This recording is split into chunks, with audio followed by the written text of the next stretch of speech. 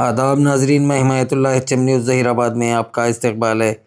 25 جنوری 2026 شہر ظہیر آباد میں روحانی فضا اس وقت مزید معطر ہو گئی جب مسجد زہرا عقب عیدگاہ ظہیر آباد میں استقبالیہ رمضان قرآن و حدیث کی روشنی میں کے عنوان سے ایک عظیم الشان اجلاس عام کا انعقاد عمل میں آیا۔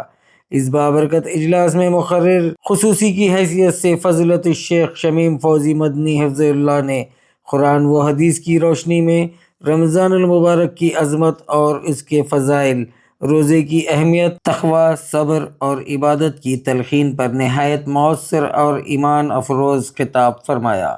یہ روحانی اجتماع زیر سرپرستی علی جناب سید عتیق الرحمن حقانی اور زیر صدارت محمد افسر علی منعقد ہوا، جنہوں نے اپنی خطابات میں رمضان المبارک کی تیاری، معاشرے میں اصلاح اور نوجوانوں کو دینی راہ پر چلنے کی ترغیب دی۔ اجلاس میں علماء اکرام، معززین شہر، نوجوانوں اور عوام کی بڑی تعداد نے شرکت کی اور مقرر کے خطاب سے بھرپور استفادہ کیا۔ شرکاء نے اس اجلاس کو رمضان المبارک کی تیاری کے لیے نہایت ہی مفید اور روحانیت سے بھرپور قرار دیا۔ آخر میں ملک و ملت کی سلامتی، عالم اسلام کی فلاح و بہبود اور امت مسلمہ کے اتحاد کے لیے خصوصی دعا کی گئی۔ ربی و ربک اللہ، کیا مطلب؟ اے اللہ، اور سلامتی والاسلام جو سلامتی کی نوید لے کر آنے والا ہو۔ الحمدللہ مساجد اہل حدیث کے خواتین کو ایک حق دیتے ہیں کہ آؤ نماز پڑھو، خطبہ سنو، ہے نا؟ اور یہ یاد دہانی علماء کرام کراتے ہیں۔ اللہ تعالیٰ انہیں امت کی طرف سے اجر عظیم عطا فرمائے۔ تو یہ یاد دہانی میں بھی آپ کے اس اجلاس میں کرانا چاہتا ہوں کہ استقبال رمضان کا تھیم ہے اس کا کہ میرے بھائیوں اور میری بہنوں، اگر ہمارے روزے پچھلے رمضان کے کچھ چھوٹے ہوئے رہ گئے تھے، اب تک ہم نے اگر اسے نہیں رکھا ہے تو دوسرا رمضان آنے سے پہلے کیا کرنا چاہیے؟ بولو، رکھ لینا چاہیے، ہے نا؟ یہ انتظار نہیں ہونا کہ رمضان آئے گا ٹھیک ہے دیکھیں استثناء ہے۔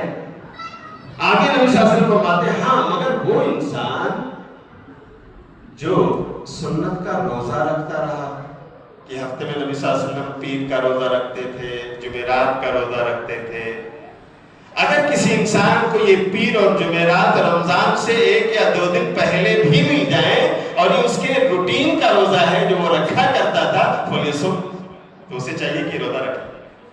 تو فرق آپ نے سمجھا؟ ایک آدمی نبی کے سنتی روزے رکھنا چاہتا ہے، جمعرات پا گیا ہو کیونکہ وہ سنت کا روزہ ہے، ہفتہ میں نبی صلی اللہ علیہ وسلم رکھتے تھے اسے، وہ جمعرات کا اور پیر کا روزہ تو ٹھیک ہے وہ رکھ لیں، لیکن یہ عقیدہ لے کر کہ میں رمضان کے مہمان کی اس طرح سے میں خیر مقدم کروں گا کہ میں روزے رکھوں گا، تو یہ عقیدہ درست بولو فرق ہے۔ تو اس طرح سے میرے بھائیوں، یہ ان دونوں نبی صلی اللہ علیہ وسلم و صحابہ باقاعدہ ہلال رمضان دیکھنے کا اہتمام کرتے ہیں۔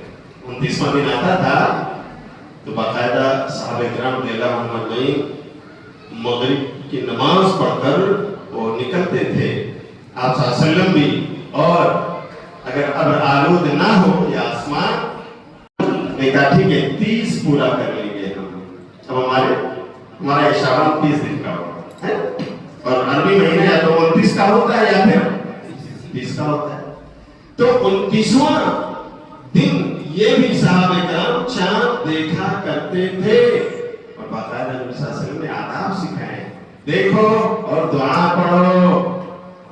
کون سی دعا؟ ہاں، جامع ترمذی کتاب الدعوات، حضرت طلحہ بن عبید اللہ اس کے راوی، علامہ البانی نے اس روایت کو صحیح قرار دیا ہے، 3451 نمبر کی حدیث 3451۔ طلحہ بن عبید اللہ کہتے ہیں کان النبی صلی اللہ علیہ وسلم اذا رأى الهلال یقول، ہلال پہلے دن کا، دوسرے دن کا، تیسرے دن کا جو چاند ہوتا ہے اسے ہلال کہتے ہیں، 14ویں کا جو چاند ہوتا ہے اسے بدر کہتے ہیں، اور عمومی طور سے جو چاند ہوتا ہے اس کو قمر کہتے ہیں۔ یاد عربی زبان کی بلاغت ہے، فصاحت ہے، وسعت ہے. تو ہلال کا لفظ یہاں استعمال ہوا ہے. پہلے دن کا چاند آپ جب دیکھ، اپیل کرنا ہے کہ دعائیں جو آپ کو یاد ہے اپنے ننھے منھے بچوں کو سکھائیں، اپنے نوجوانوں کو تعلیم دیں. ورکشاپ ہونا چاہیے کہ اس طرح کے آداب، اس طرح کی دعائیں ان کو یاد دلائیں.